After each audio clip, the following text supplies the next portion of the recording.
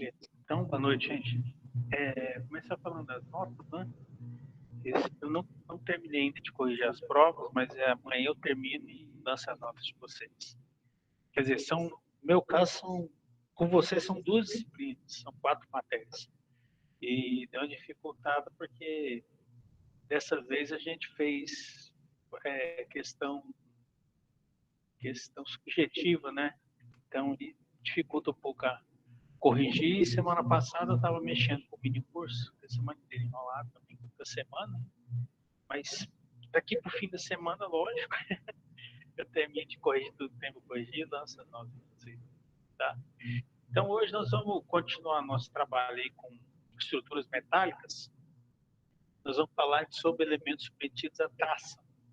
Lembrando que quais são os esforços que em geral submetem a estrutura, né? São os esforços de tração e os esforços de compressão. Quando eles fazem isso conjuntamente, são os mais representativos, claro. Você tem também esforço de torção, você tem esforço e esforços combinados. Né? Esforço de tração com compressão, em regiões diferentes da peça. Às vezes, num determinado local da peça, no mesmo ponto da seção, você tem tração numa extremidade, compressão na outra extremidade da peça, né? E existe a torção também. E lembrando que nós estamos trabalhando com peças em 3 dimensões, né? Então, você pode ter uma combinação complexa de esforços. Tá? Agora, para a estrutura de aço, a mais representativa é a tração. É o esforço de tração. Não que a compressão não seja representativa. É porque quando você calcula uma peça a tração, se ela passar a tração, em geral, ela passa a compressão também. Então, por isso que a gente aprende a calcular mesmo. Vocês vão ver que é muito fácil calcular os elementos à tração. Tá? Então, estrutura metálica, o elemento que a gente, o esforço que a gente procura entender melhor mesmo é o esforço de tração. Quer dizer, onde que ele está presente? Vamos ver aqui. Onde que os esforços de tração estão presentes, né? Então, denominamos as peças tracionadas, as peças sujeitas às solicitações de tração axial. Lembrando, tração axial é quando o vetor da tração ele está paralelo ao eixo longitudinal da peça. Tá? Então, para quem não lembra, vamos falar que isso aqui é uma peça, uma viga, uma coisa. Então, o vetor está aqui, ó, paralelo ao eixo longitudinal. No caso da tração, está afastando as seções, está fazendo a seção esticar. Isso é que é tração. Tá? Se você tiver esforços perpendiculares ao eixo longitudinal, você vai ter cisalhamento, diferentes tipos de cisalhamento. Né? Nesse caso aí, a tração, ela como a compressão também, são paralelas ao eixo longitudinal da peça. Então, tem inúmeros peças em estruturas metálicas que são submetidas à tração. Lembrando que o concreto armado, quem resiste à tração no concreto armado são as barras de aço. Porque o concreto em si, a gente fala até uma coisa errada, até eu falo errado. O concreto não resiste à tração. Não é que ele não resiste à tração. A resistência dele à tração é muito baixa. É muito menor do que a resistência à compressão. Então, daria para fazer uma estrutura de concreto sem aço para resistir à tração? Daria.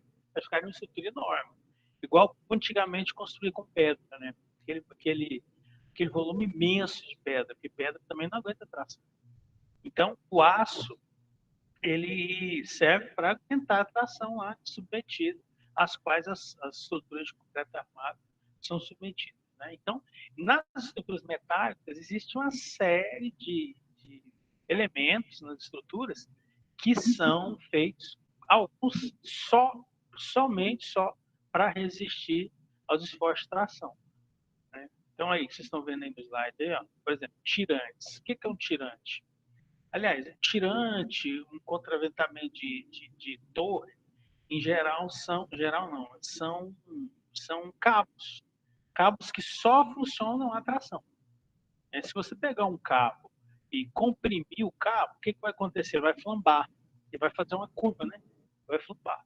Então, o cabo, ele não serve para resistir à compressão, só resiste à tração, né? Então, nesse caso aqui, ó, tirantes, né? Contraventamento de torre, são estais. O que são estais? Aqui em Brasília, não sei onde é que eu vou mostrar isso para vocês, mas em Anápolis tem torres lá de telefone ou torres de televisão que você passa perto dela, ela tá cheia de cabo em volta dela. Assim, aquilo é disposto de acordo com o projeto. Na verdade, aqueles cabos lá eles têm uma diferença angular lá, regulado, para poder funcionar bem, em volta da torre, né?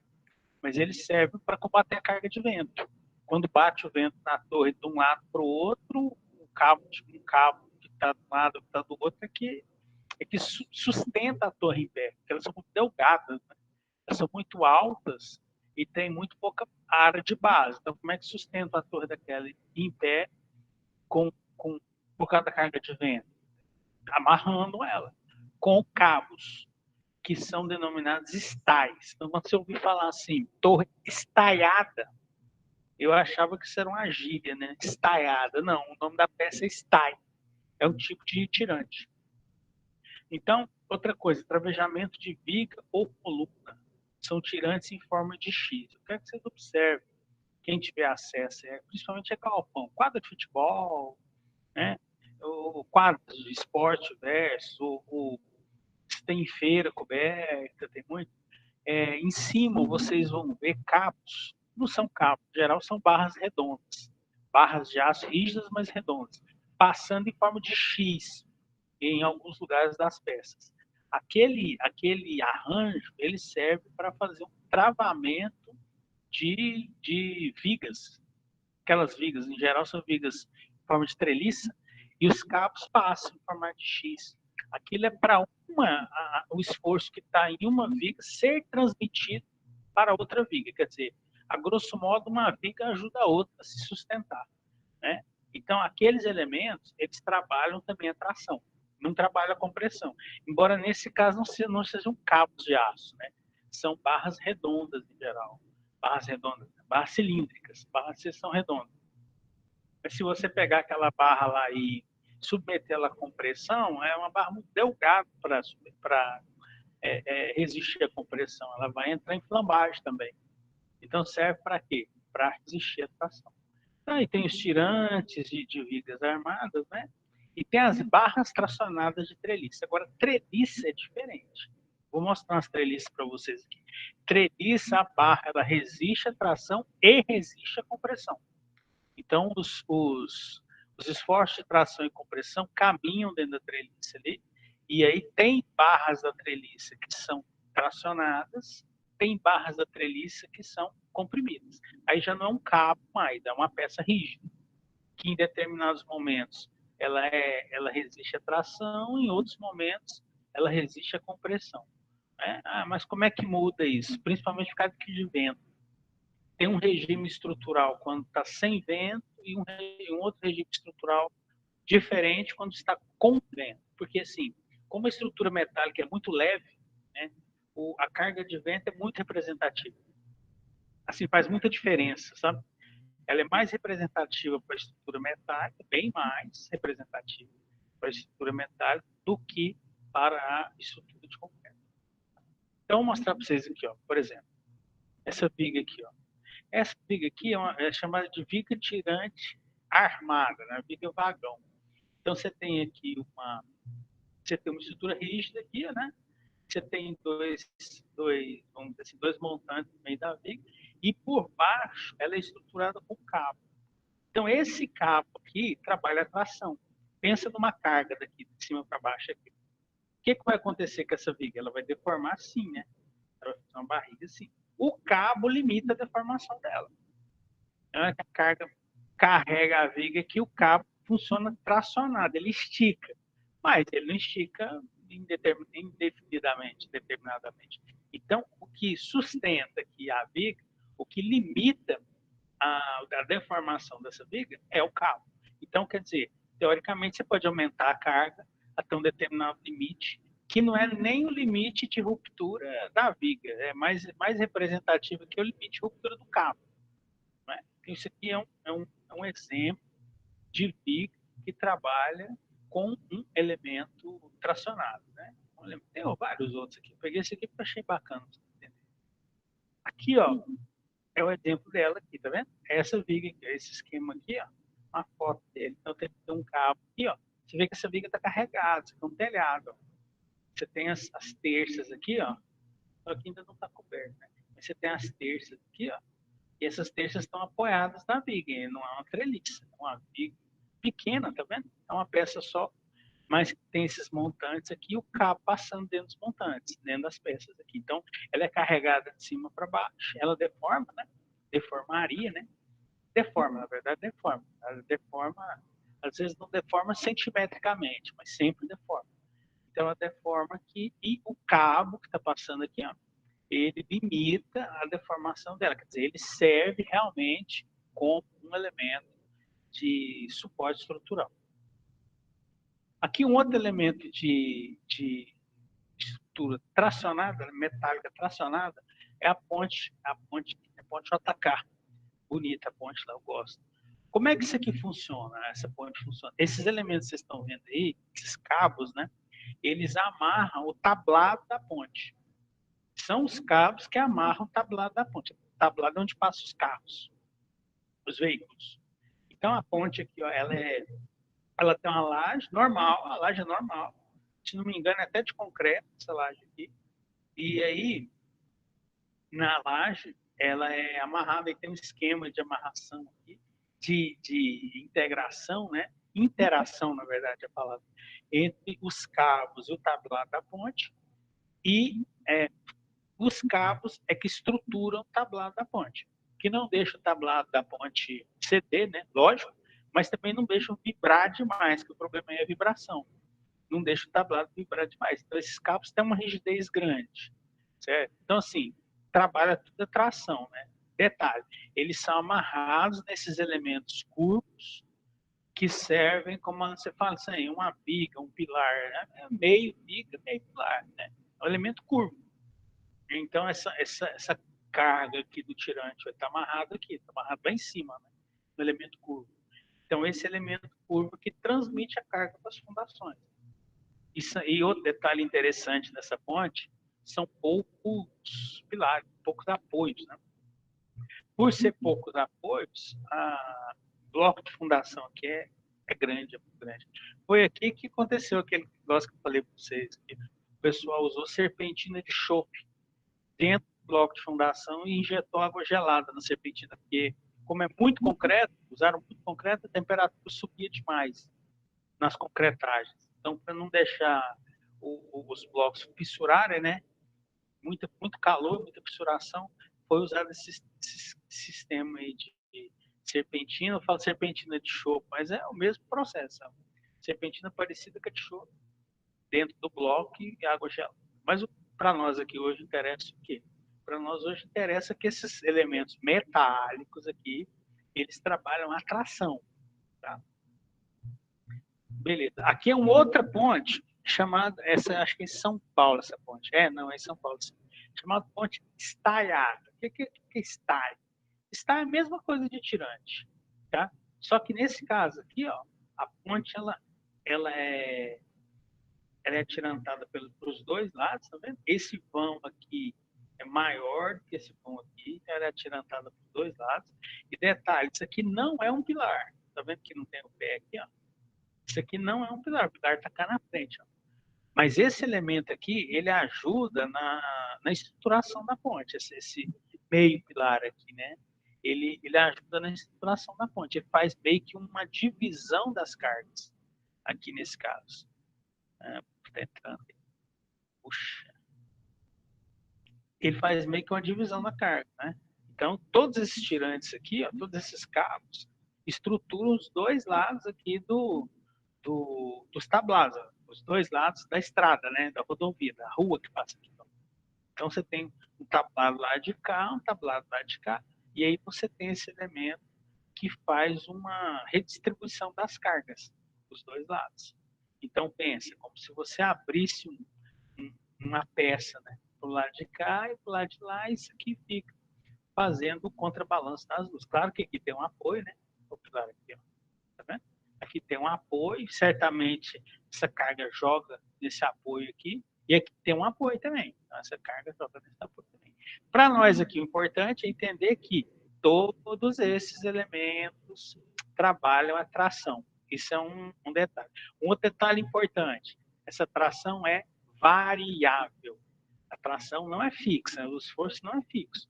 Com o tráfego aqui, que é um esforço dinâmico, o próprio tráfego impõe diferenças de tração nos diversos cabos. Pensa só num caminhãozão passando, um caminhão muito pesado passando, só num. À medida que ele for andando aqui, ó, ele vai solicitando esses cabos de forma diferente, vai mudando a tração, né? E quando ele entra, ele está impondo, traçando esse cabo aqui. Vai passando e vai mudando o regime de tração. Então, lá nesse período, vocês devem fazer uma matéria chamada pontes. Ponte é carga dinâmica. Então, e aí você calcula ela para as maiores cargas, né? A maior carga que é possível passar nela. Aqui tem um outro tipo de estrutura trabalhando a tração metálica também, que é uma ponte, é outro nome, é assa tração, mas essa chama ponte pêncil. Essa aqui, acho que é a ponte da Baía de São Francisco. É a ponte da Baía de São Francisco. Então, aqui você tem pilares, né? São pilares em forma de que isso aqui, hein? Esse pilar vazado aqui, né? Cortiço? Hã? Em forma de cortiço? Pórtico, né? Pórtico. Isso. Vários pórticos. Boa definição, gostei. Vários pórticos, tá vendo? Pórticos sobrepostos. São pórticos sobrepostos. Um pórtico em cima do outro aqui, ó. Né?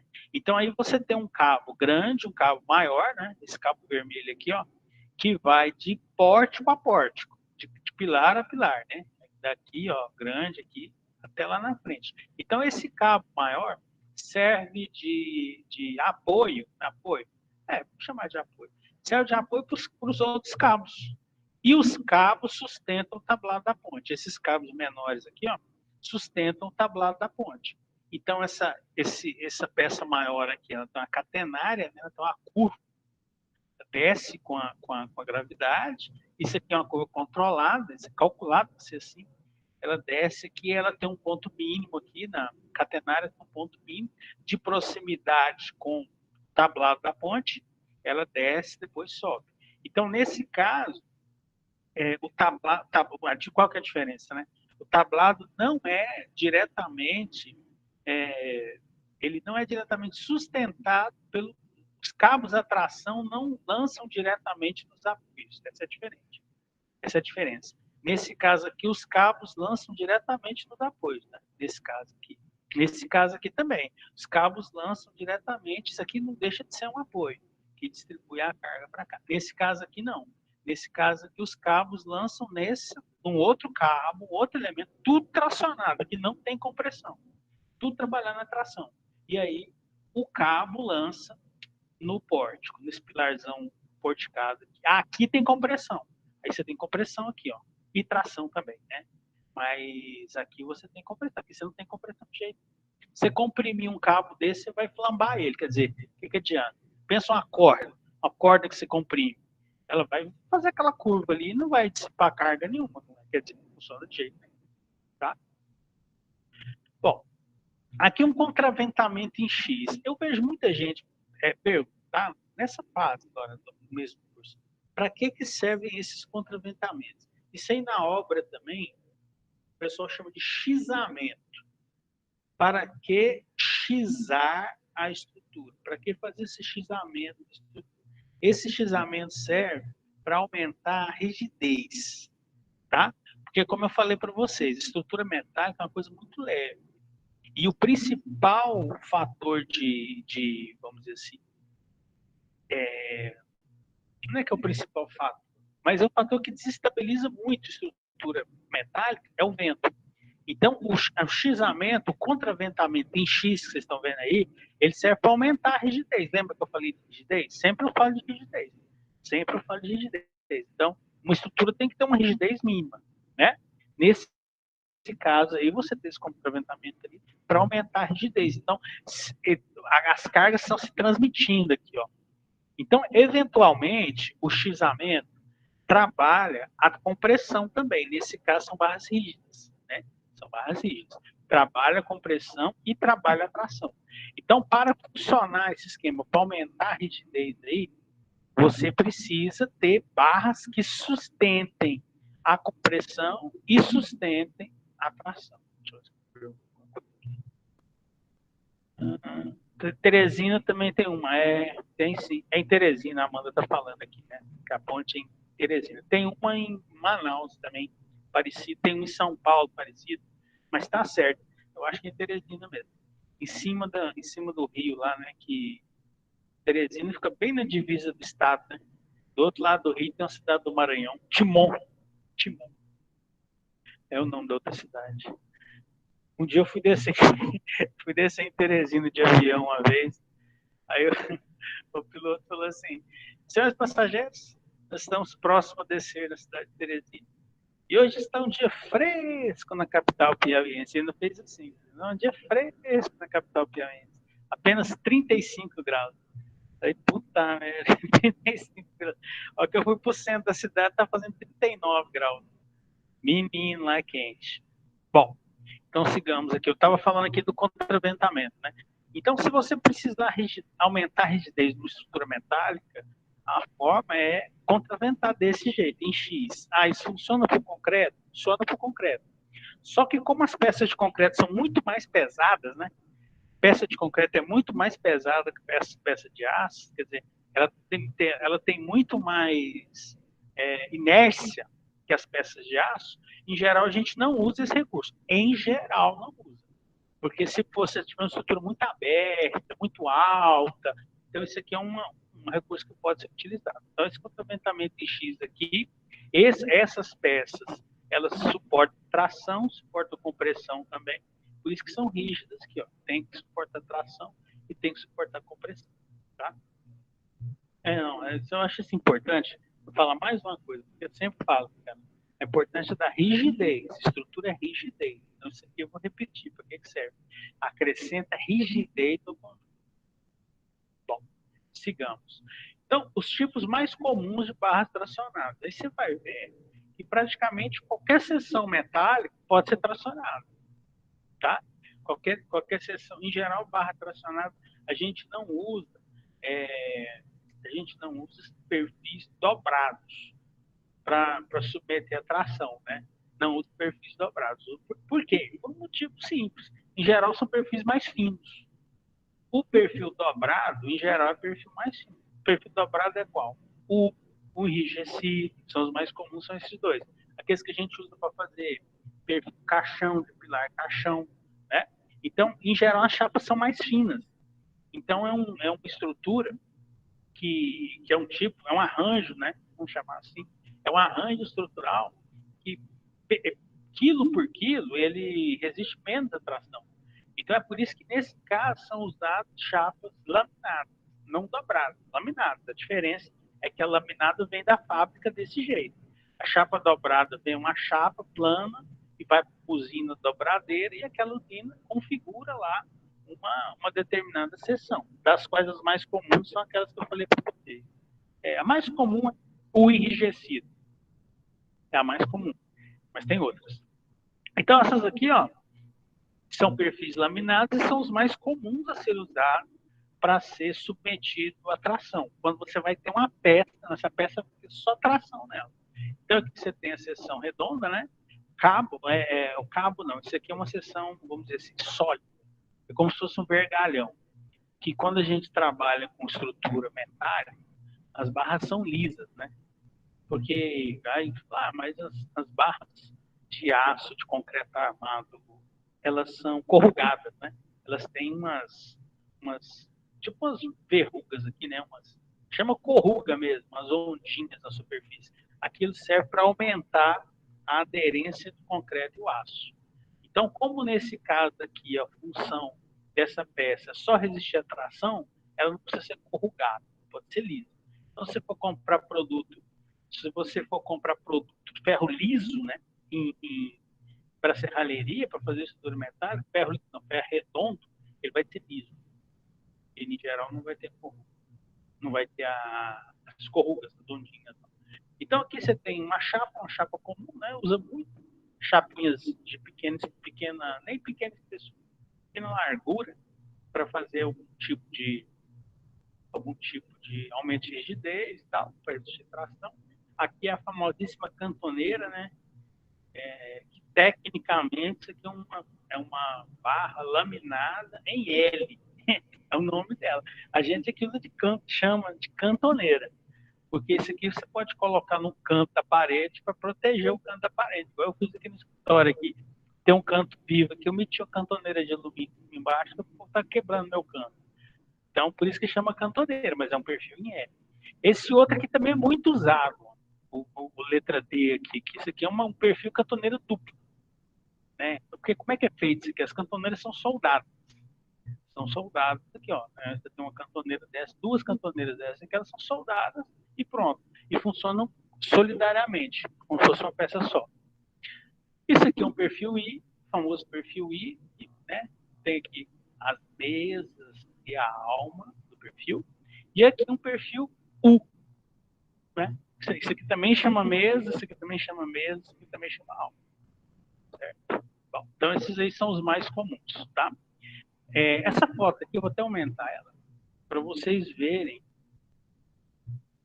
aqui um arranjo muito simples, que é um arranjo de galpão, né?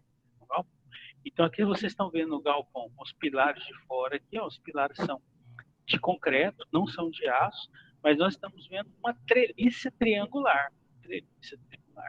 Então essas peças da treliça aqui, ó, trabalham a tração ou trabalham a compressão. Dependendo de como o vento bate, porque essa carga de telhado que ela é muito pequena, né? E falar, você não precisa nem levar em consideração aqui bobagem. Claro que você tem que levar em consideração, mas é uma carga muito pequena. A carga representativa aqui de arrancar o piau aqui é a carga de vento. Então, dependendo de como o vento bate, elas vão ser submetidas à tração ou vão ser submetidas à compressão. Se você tiver um vento batendo daqui para cá, uma parte dessas peças aqui vai ser tracionada, a outra vai ser comprimida.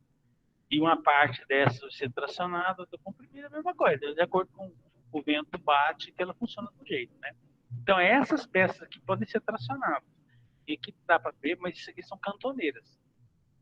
São cantoneiras, duas cantoneiras, essa peça. Uma cantoneira, duas cantoneiras, e essas cantoneiras são ligadas pelo meio, peças centrais aqui. Mas é uma estrutura muito leve, baratíssima, uma estrutura dessa. Dá vontade de chorar, portanto fica barato fazer desse jeito. Né? Mas funciona como uma treliça normal. Aqui não tem cabo, queria mostrar para vocês depois que eu vi, não tem nenhum cabo aqui passando. Em geral, com aqueles cabos que eu falei para vocês, para aumentar a rigidez, eles passam daqui para cá. Ó. Ele amarra na ponta de uma treliça até no topo da outra. Aí pulam, amarra na ponta de um no topo da outra. E assim se aumenta muito a rigidez. Aqui, ó. Contraventamento, isso, chumbador, tirante, falei o que é, e treliça. Bom, então, alguns detalhes que a gente tem que entender, essas estruturas, as estruturas de aço, quando elas estão sujeitas à tração, elas não têm instabilidade. Quer dizer, quando você pega uma estrutura de concreto, por causa da forma como o concreto ele é feito, o concreto é uma coisa muito inexata. Eu canso de falar isso para vocês, né? Muito inexato o concreto. Por que ele é inexato? Para começar, um compósito. O nome técnico daquilo, científico, né, na verdade, não é nem técnico. O nome científico daquilo é compósito. É feito de várias coisas diferentes. Se você pegar uma estrutura de concreto e abrir ela, lá dentro, serrar, você pega uma viga e serra ela. Dentro da viga você vai ter uma matriz cimentícia, que é cimento mais areia e brita, né? Não. Vai ter uma matriz cimentícia, que é cimento, areia e água. Aí você vai ver aquela coisa cinza lá. Aí você vai ver o agregado graúdo, que é a brita. Então são várias fases. E você vai ver o aço, então outra fase. Então aqui nos chama compósito. Tá? O compósito é um comportamento físico, e aí, quando eu falo em comportamento físico, é a nível molecular mesmo. Essa análise é feita a nível molecular, muito inexata, muito instável. Tá? muito instável. O comportamento físico molecular do concreto é muito instável. O aço, não. O aço não é sujeito a instabilidade molecular, físico-molecular. Por quê? Porque é um material homogêneo. Qualquer ponto da peça que você pegar, você vai ter o mesmo material. Então, falam que ele é homogêneo e isotrópico. Quer dizer, tem homogeneidade assim, ele tem as mesmas características em todos os pontos da seção, isotrópico. Todas as direções, ele tem a mesma característica. Todas as direções que a força entrar, né? Que a força, que o esforço, né? A força na palavra certa.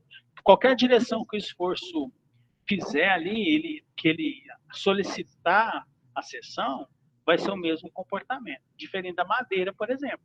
Madeira, você tem lá os veios dela, né? Os veios. Se você bater um machado paralelamente aos veios, às fibras, a madeira vai ter um comportamento.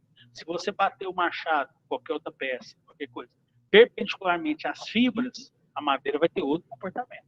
Às vezes muito diferente. Comportamento de ruptura, comportamento de resistência de carga, né? No aço, não tem. O concreto também é assim, dependendo do formato da carga, da direção da carga, ele vai comportar completamente diferente. Estrutura metálica não é assim. Ela não é sujeita a instabilidades, tá? Agora, tem um detalhe. Nas ligações, na aula passada, 3 semanas atrás, nós vimos a questão das ligações, né? Nas ligações, a área de trabalho é inferior à área total da seção transversal. Então, olha só que negócio interessante. A gente calcula a peça para qual situação? A gente calcula a peça para pior situação. Sempre é assim, tá? O cálculo é feito para pior situação. Pior situação. Então, você pega a carga máxima lá, no caso de uma viga de concreto, biapoiada, qual que é a pior situação? No meio dela. Por quê? Porque é onde a flecha é maior, é onde o momento é mais alto. Lembra? O momento é mais alto porque ele está mais longe do apoio. Então, a pior situação é no meio. No caso da estrutura metálica, não. No caso da estrutura metálica, a pior situação é na ligação. É onde uma peça encontra com a outra. Por quê? Por causa de duas coisas. Primeiro, por causa dos furos. É uma estrutura parafusada. Você concorda comigo que o furo diminui a seção? Diminui, velho. Você está tirando a aço da seção. Você está tirando a aço da seção e você está criando uma região de cisalhamento. Né? Cisalhamento. Cisalhamento é o quê? É um esforço diferente. É um esforço que não é nem tração nem compressão. O cisalhamento tende a rasgar a chapa ou cortar o parafuso. O parafuso cisalha a chapa, a peça, né? Eu falo chapa porque a peça ela é feita de uma chapa qualquer. Né? O parafuso tende a rasgar a chapa, cisalhar a chapa, e a chapa tende a decapitar o parafuso. Né? Então, como já aconteceu um acidente, parafuso muito chato, muito frágil não é a palavra.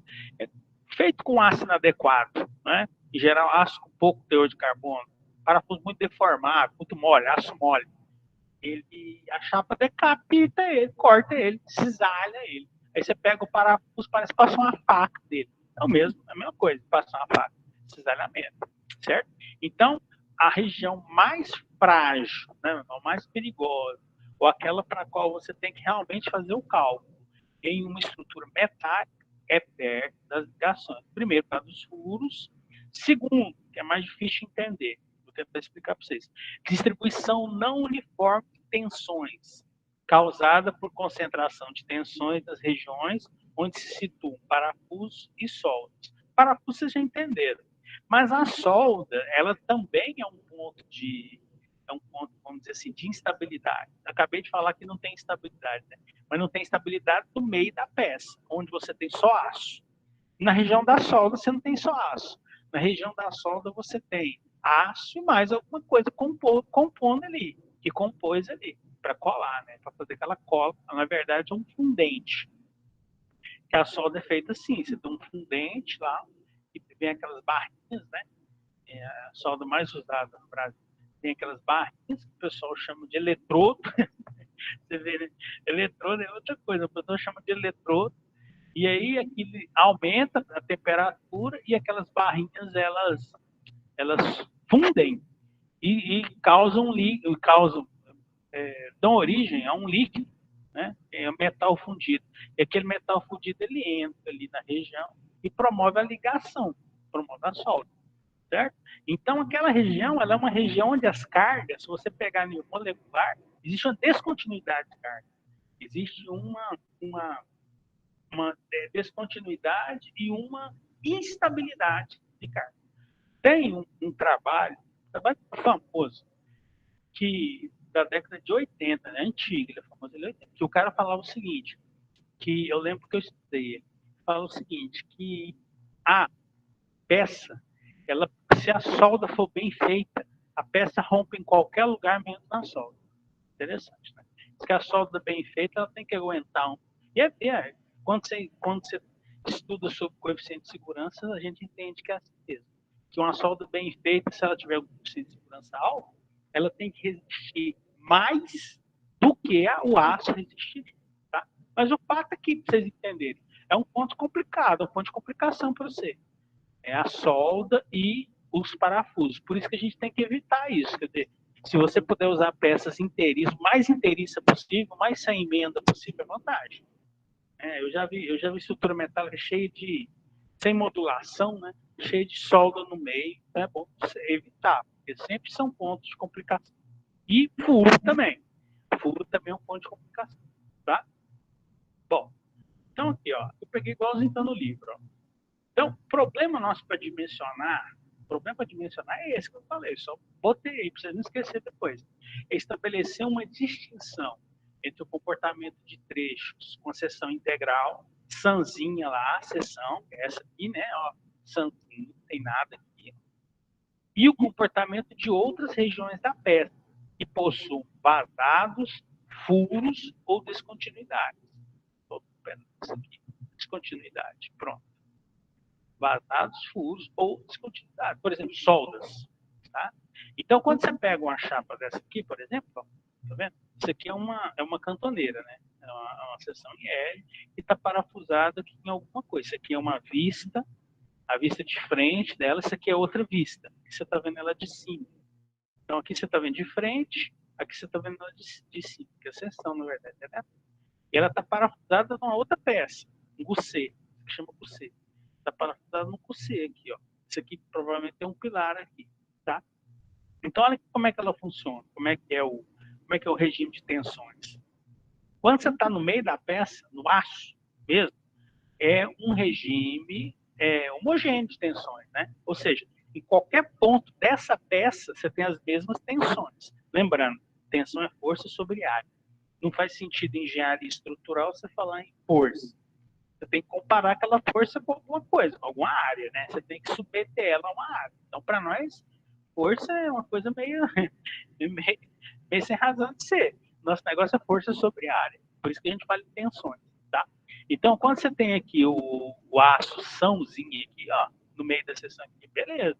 As tensões, elas são uniformes. Lembrando que nós estamos falando de tração também, né? A gente, para fazer a análise, a gente usa tração, tá? Tensões uniformes, belezinha aqui, né? Agora, bota um furo na chapa, tá vendo? Para que eu preciso furar aqui? Para meter um parafuso aqui, ó. Porque o que vai ligar a chapa no você, o que vai ligar a barra, né? O que vai ligar a barra na chapa que está saindo do pilar aqui é o parafuso. É o parafuso. Então, para colocar o parafuso, eu tenho que fazer um furo. Aí pronto. Aí dando tudo. Porque aí eu vou pegar a minha chapa, fazer um furo, como é que fica a tensão? Ela começa do mesmo tamanhozinho aqui, ó. Ela vai aumentando. Então, o que acontece é uma descontinuidade de tensões. Tensões, eu estou falando de molecular. O que acontece é molecular. Então, ela aumenta. E aonde que a tensão é mais alta? No furo. A tensão é mais alta no furo. Então, não adianta eu calcular uma peça para essa condição aqui. Tá? Olha como as tensões são mais baixas aqui. Ó. Eu tenho que calcular a peça para essa condição aqui, a hora que ela está furada. Na hora que ela está furada, tá? E assim, depois ela está furada, né? Então, na verdade, é por isso que os projetos de metálica são muito mais detalhados do que os projetos de concreto.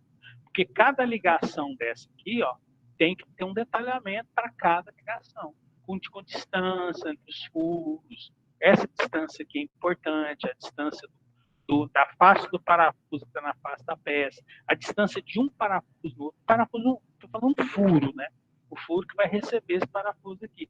De um furo no outro é importante. Você imagina isso aqui com muito perto. Você vai provocar uma tensão violenta aqui, ó. Não dá tempo nem do aço se recuperar. A chapa vai rasgar, a peça vai rasgar. Né? E ao mesmo tempo você tem que se preocupar, o cálculo tem que se preocupar com essa chapa e com essa chapa. Porque o parafuso pode cisalhar essa chapa. Eu já vi isso acontecer. O parafuso cisalhar pilar.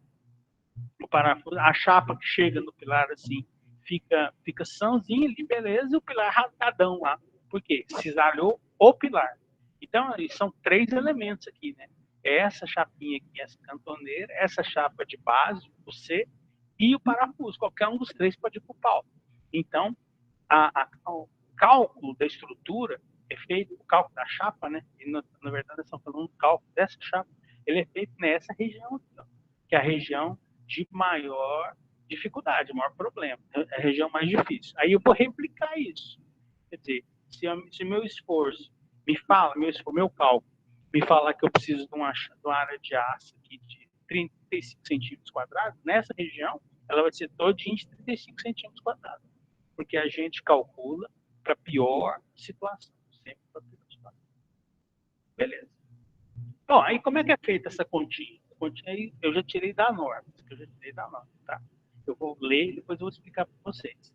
A expressão que representa o atendimento aos critérios de segurança do item 4, capítulo 2, para dimensionamento de peças tracionadas, pode ser escrita como na norma NTSD menor ou igual a NTRD. É igual no concreto.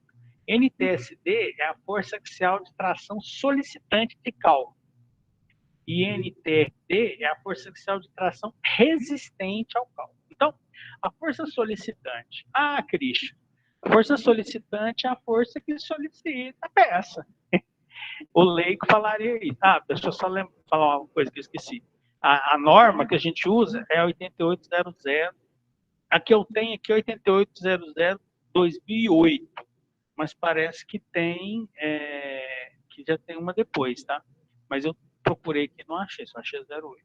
Que norma a gente tem que comprar, né? Então, essa é 8800. Quem der conta de encontrar e baixar, essa que aqui eu tenho a 08. Se tiver alguma depois, até me fala. Bom, então, eu estava falando, o que é um esforço solicitante? Não, o esforço solicitante é o esforço que está lá na peça. Não é, o esforço está na peça. Nós não podemos esquecer dos coeficientes de segurança. Então, se eu tiver um esforço de 100 quilonewtons numa peça, vai ser esse esforço que eu vou usar? Não. Eu vou majorar o esforço, igual eu faço no concreto.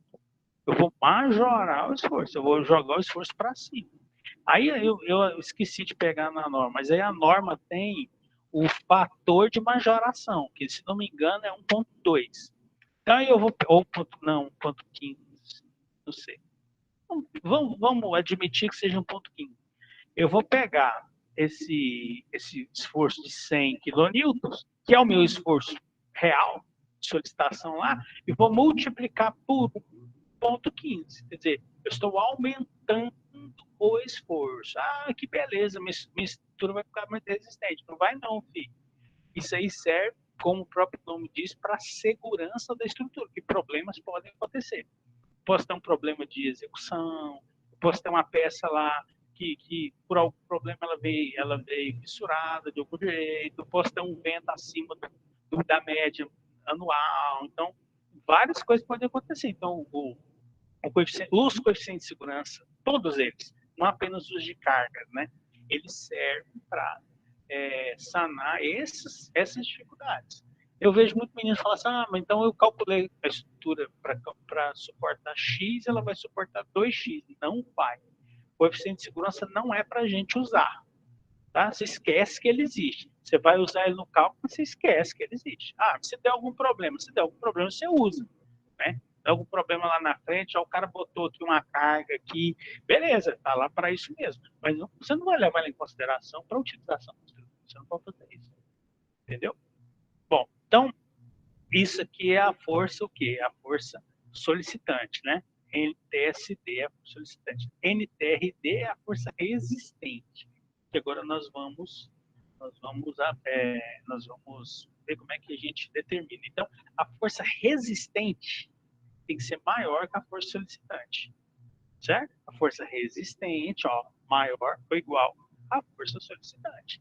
Então, eu pego todos os meus esforços de solicitação, todos, carga, vento, tudo, peso, tudo. Multiplico pelo coeficiente de segurança, o meu esforço resistente tem que ser maior do que esse. Tá? Então, isso vale para o concreto também. Tá? Então, isso é muito mais do que um cálculo simples. Então, isso é uma filosofia de trabalho. Você tem que aprender a trabalhar assim. Aprender a pensar assim. Que todo esforço que você tem em uma determinada estrutura vai ter o coeficiente de segurança em cima daquilo ali. Você tem que aplicar um coeficiente de segurança assim. Tá? Como eu tô falando, tem que aprender a pensar assim. Beleza. Então, no caso de estruturas metálicas, você vai fazer duas análises. Primeira análise, escoamento da seção bruta. Então, o meu NDRD, o esforço resistente, vai ser para o escoamento da seção bruta ou para a ruptura da seção líquida. Um ou outro. Qual que eu vou usar? Eu vou usar o menor. Tá? Eu vou usar o menor. Porque não é um esforço resistente. O esforço é resistente. O que é a favor da segurança? Eu usar o menor esforço resistente. Desses dois aqui, ó. Eu vou explicar agora eu explico o que é isso, o que é isso. Mas eu tenho que fazer essas duas análises. Eu tenho que fazer esse cálculo que leva em consideração a seção bruta e tenho que fazer esse cálculo que leva em consideração a seção líquida. O menor deles vai ser o meu esforço resistente. O menor entre esses dois vai ser o meu esforço resistente, que está a favor da segurança, né? Esforço for resistente. Qual que é a favor da segurança? O for menor, tá? Então, aqui, ó, primeiro escoamento da seção bruta. Primeiro, vamos lembrar o que é escoamento. Eu não falei, mandei vocês casar com aquele gráfico, tensão da formação. Lembra? Aquele que sobe, faz morrer em cima, faz assim, né? Tensão da formação. O patamar de escoamento é aquele patamar aonde o aço deixa de ter um comportamento elástico, tá? Ele deixa de ter um comportamento elástico e passa a ter um comportamento plástico.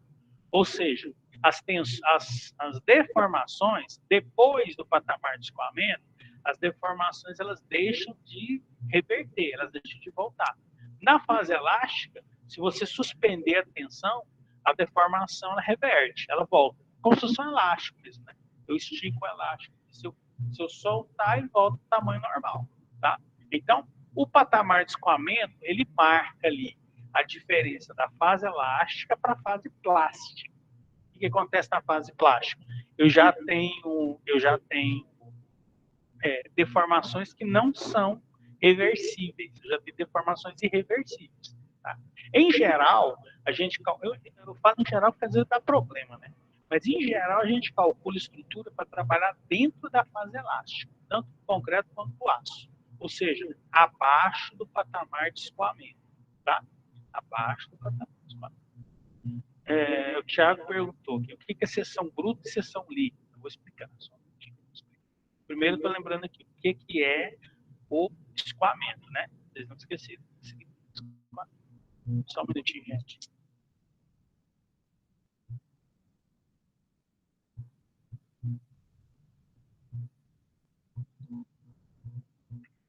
Atenção aqui para o patrão. Bom, então, quem me perguntou foi o Thiago. Presta atenção nisso aqui primeiro, aqui, ó. Seção bruta. O que é seção bruta? Está aqui embaixo, ó. AG.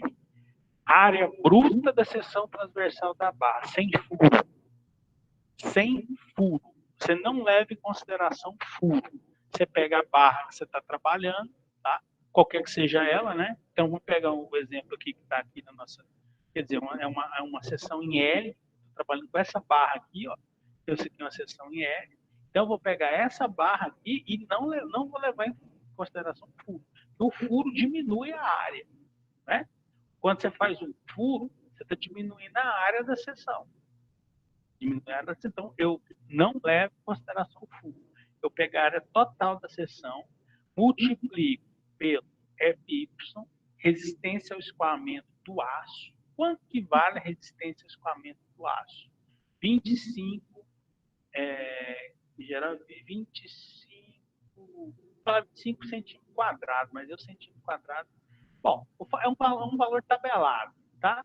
É um valor tabelado, eu lembro do 25, mas não lembro da unidade. Aqui embaixo tem a unidade, mostro para você.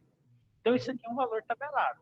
Resistência a escoamento do aço. Ah, mas os aços mudam. Mas todos os aços já foram testados. Todos os aços comerciais já foram testados.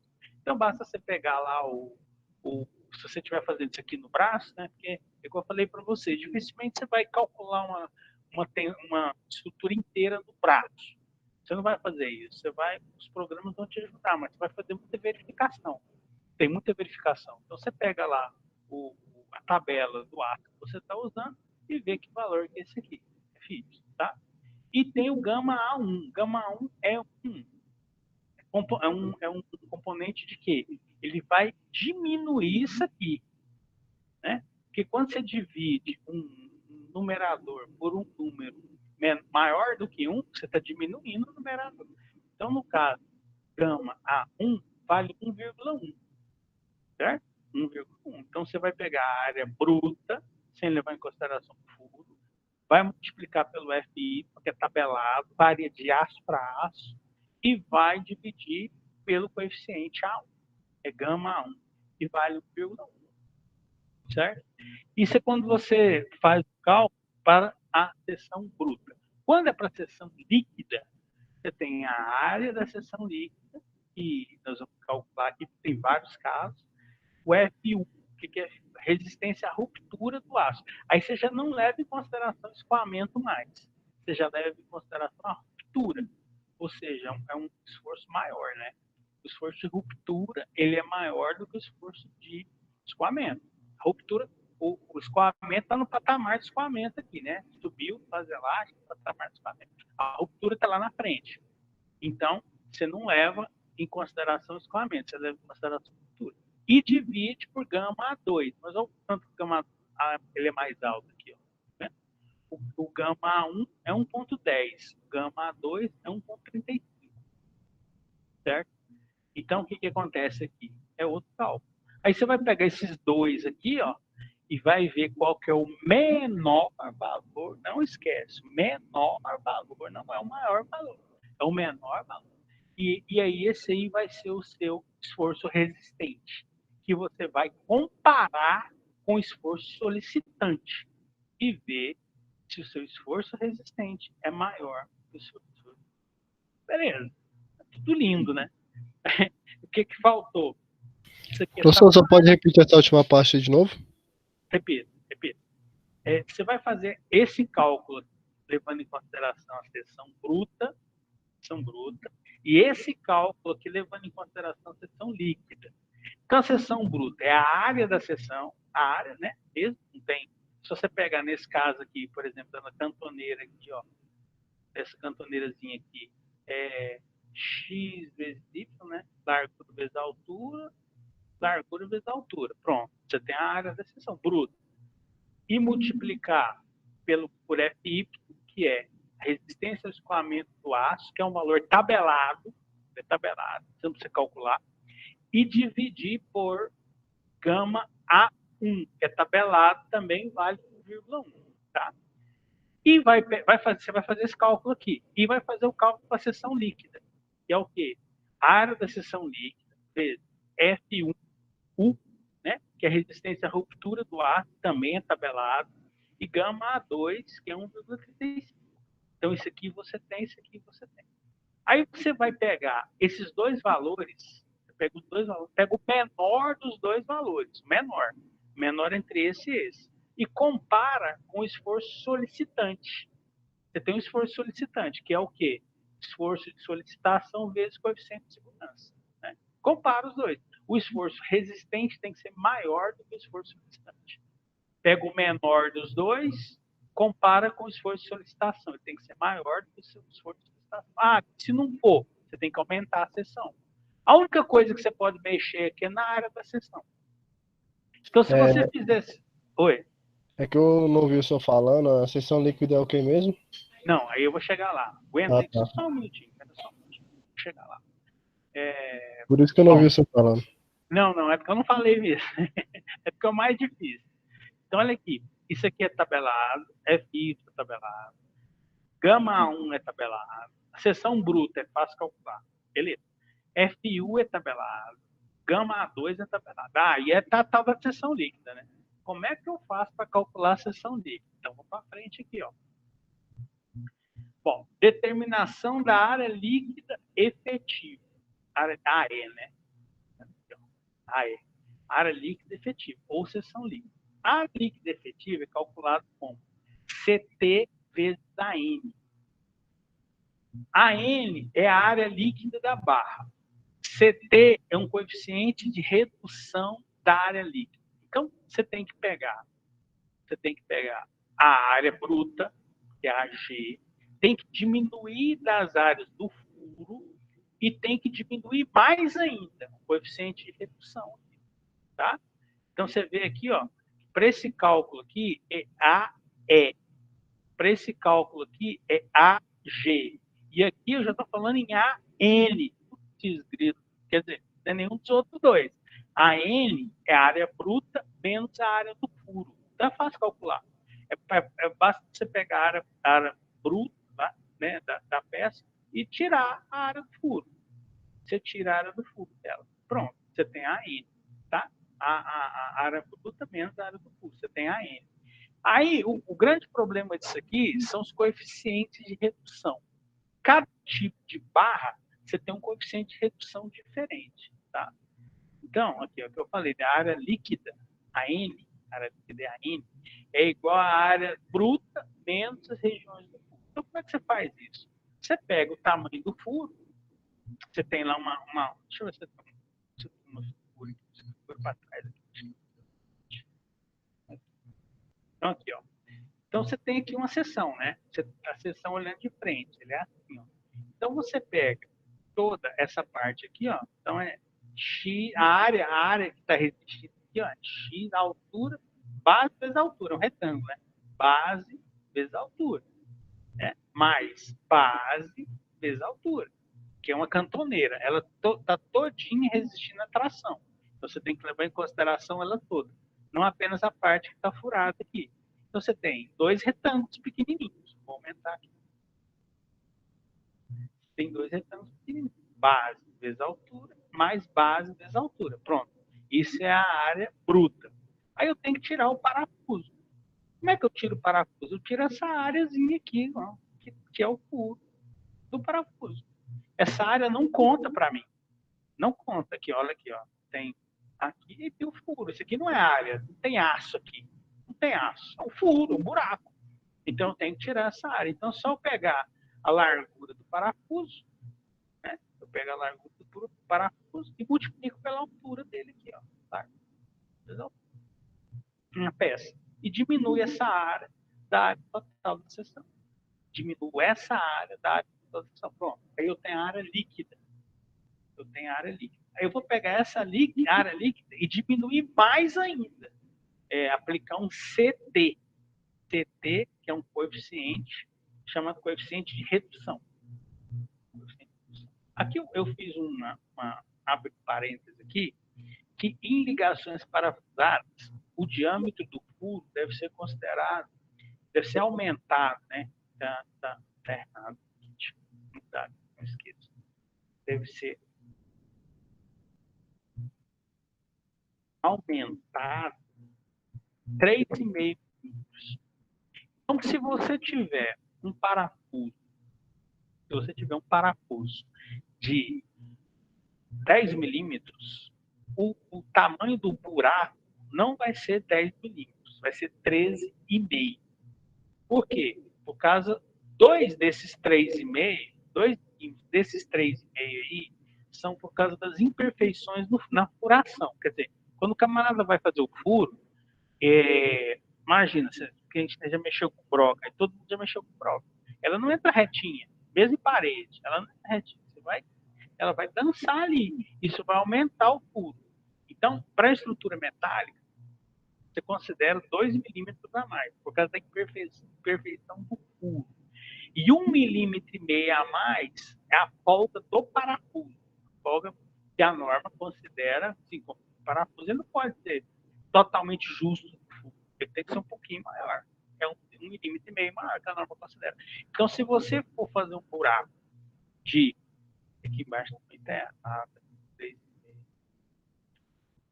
Se você for fazer um buraco de 10 milímetros, esse buraco ele vai ficar, na verdade, 13,5. Então, nesse caso aqui em cima, aqui, ó, eu vou falar que esse parafuso aqui, ele é 10 milímetros. Então, como é que eu calculo essa redução de área aqui? Eu pego 13,5, né? 10 mais 13,5 e multiplico pela espessura da chapa.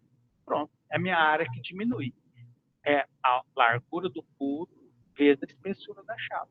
Largura do furo vezes a espessura da chapa. É a minha área que diminui. Minha área que, para eu calcular a área bruta menos isso. É a minha área líquida. Né? Bom, então aqui, ó, e no caso de uma série de furos distribuídos em zigue-zague, aí tem uma outra contigo que tem que ser feita. Mas isso eu vou fazer o exercício. A largura líquida será determinada para a cadeia de furos que produza maior largura líquida. Tá. Então, deixa eu mudar deixa eu mudar aqui o meu arquivo, porque essa parte final aqui está no tempo.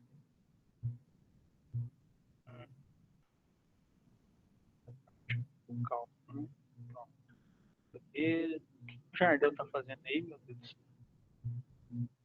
Vou compartilhar uma outra coisa com vocês aqui. Esse material que eu vou compartilhar agora, ele está também no material de vocês, tá? No material da Universidade Federal de Paraná, do Paraná. Então eu deixei lá para vocês. Achei que ia ficar muito ruim eu transformar esse slide. Então aqui, ó, o coeficiente de redução, tá?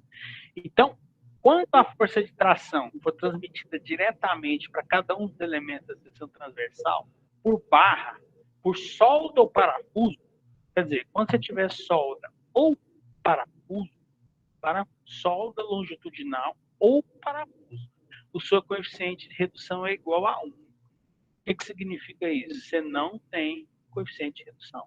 Então, quando você tiver solda ou parafuso, o seu coeficiente de redução é igual a 1. Você não tem coeficiente de redução. Quando a força de tração for transmitida por soldas transversais, o que é uma solda transversal? A solda longitudinal ela é no sentido do eixo longitudinal da peça. Uma solda transversal é do sentido, ela é perpendicular, né, ao eixo longitudinal da peça. Como assim? Uma solda longitudinal, ela é assim, nesse sentido. Uma solda transversal é nesse sentido. Tá? Aí você tem que pegar o seu coeficiente de redução é igual a AC dividido por AG. AC é o contato entre as duas peças. Então, se você tiver solda transversal, você tem que ver qual que é a área de contato entre as duas peças. A área de contato entre as duas peças. Esse é AC. Então, se eu tiver uma chapa sobrepondo a outra aqui, ó, eu tenho X vezes Y de área de contato.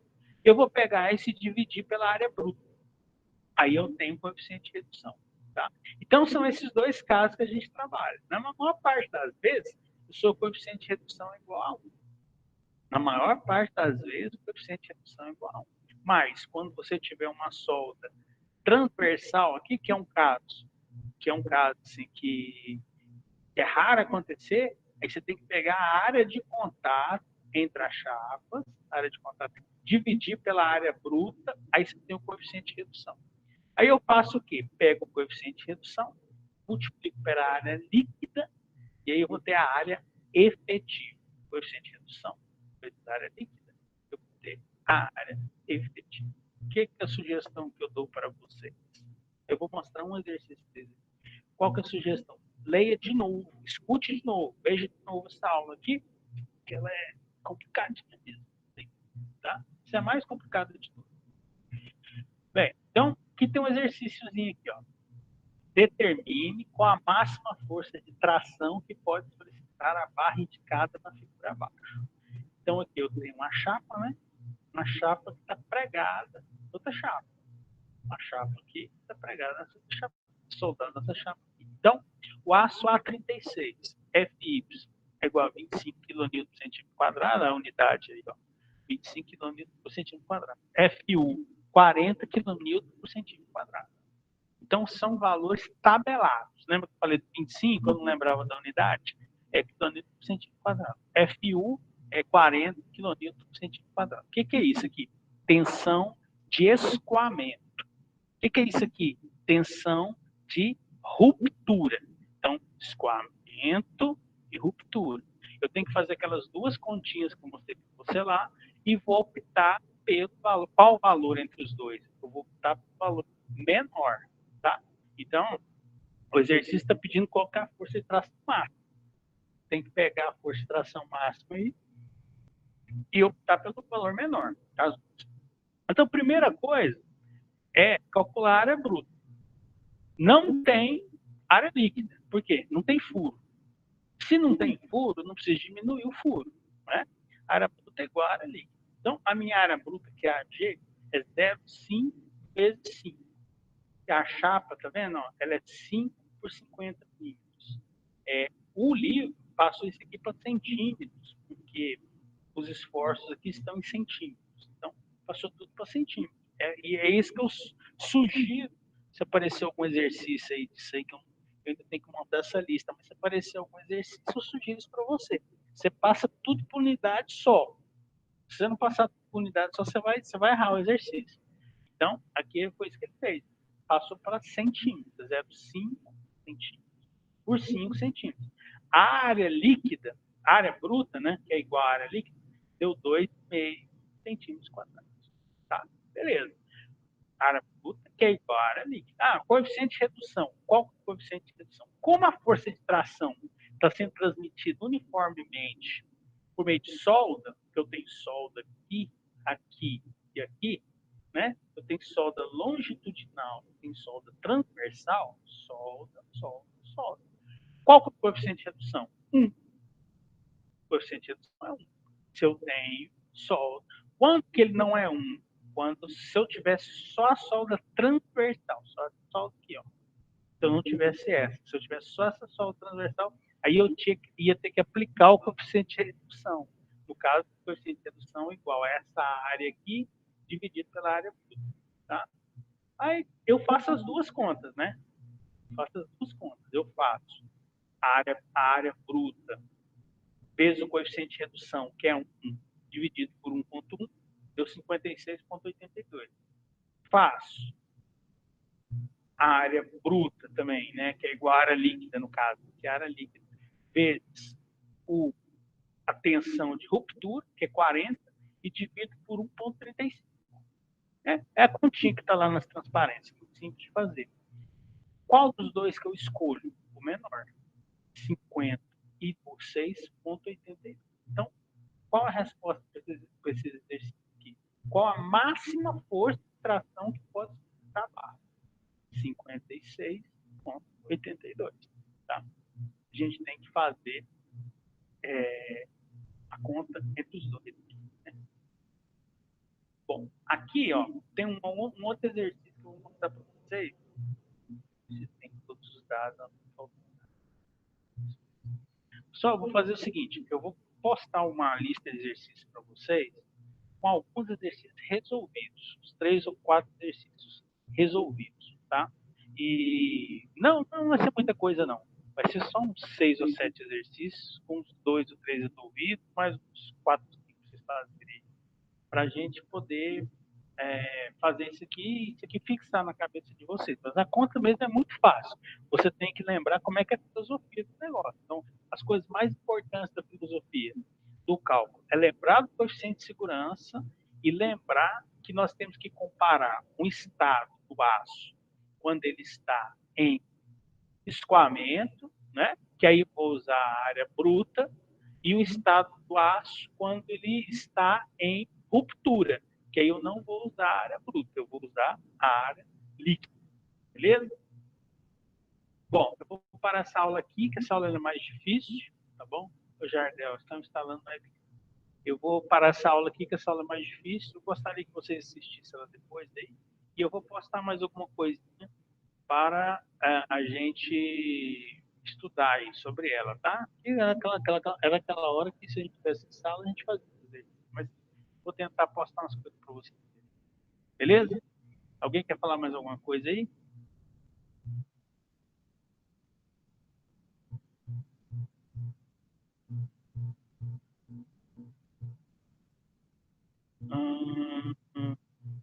Tati, sobre o trabalho, tu pode falar, você pode ser público, ou você quer falar comigo, mandar um e-mail para mim? Todo mundo entregou o trabalho? Tá tudo ok. Recebi sim, recebi outro e-mail. Eu não detectei problema com o trabalho de ninguém, gente. Eu vou falando aqui, e né, todo mundo que está na lista do pessoal tá, recebi. Alexandre perguntando, vai corrigir as provas quando? Essa semana, eu já estou corrigindo, já comecei a corrigir. Tá? Semana passada, eu falei no começo que eu estava enrolado uma semana e foi complicado, não consegui. Tá bom? Na matéria de hoje, solicitei recurso numa questão, beleza, vamos ver lá. Ah, tá. Foi você e o Daniel, né? Deixa eu anotar aqui, cara, que eu vou esquecer. Eu vou esquecer.